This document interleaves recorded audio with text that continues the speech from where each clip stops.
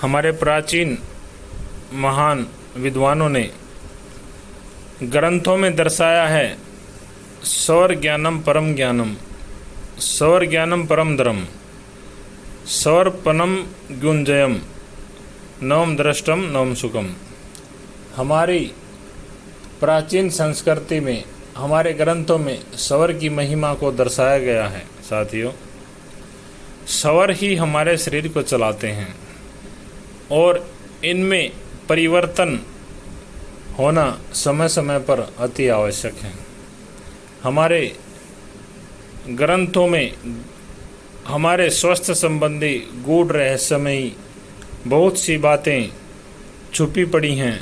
आज हमें आवश्यकता है उनको जानने और समझने की। उस समय एक पहर में सवर 2 बार बदलते थे और 2 पहर में तत्व अपना स्थान बदलते थे। साथियों, सवर तो आप समझ ही चुके होंगे, श्वास लेने की प्रक्रिया दाएं और बाएं।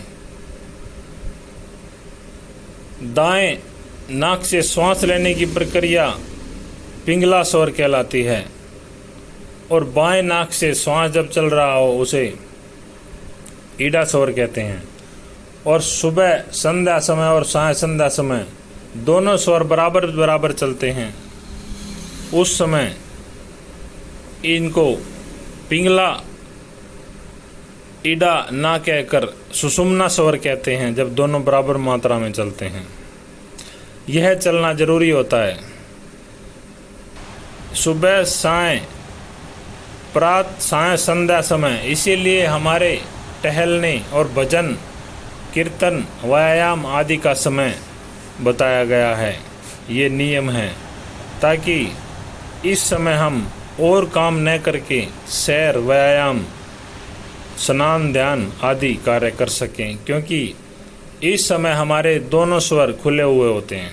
साथियों, और दिन में प्राय चंद्र स्वर अधिक चलना चाहिए और रात में सूर्य स्वर की प्रधानता होनी चाहिए।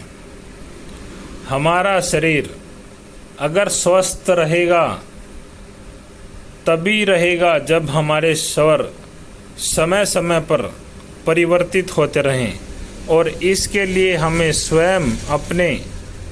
स्वयं के अध्ययन की आवश्यकता है। साथियों, किस प्रकार स्वर चलते और प्रभावित होते हैं। पहले एक पहर में 2 बार स्वर बदलता था।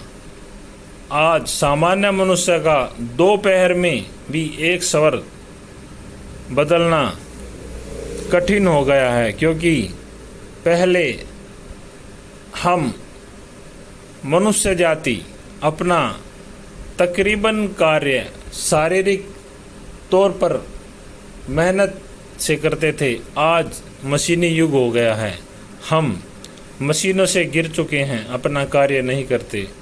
हमारा शरीर एक्टिव रहेगा तभी हमारे शरीर स्वर एक्टिव रहेंगे। साथियों, सबसे पहले हमें आवश्यकता है अपने शरीर की प्रकृति को समझें और इसके द्वारा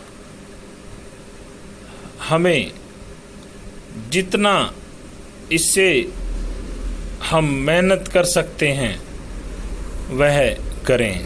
साथियों, बाकी आपको अगले वीडियो में बताया जाएगा कि स्वर किस प्रकार परिवर्तित किया जाए। आज के लिए बस इतना ही। धन्यवाद।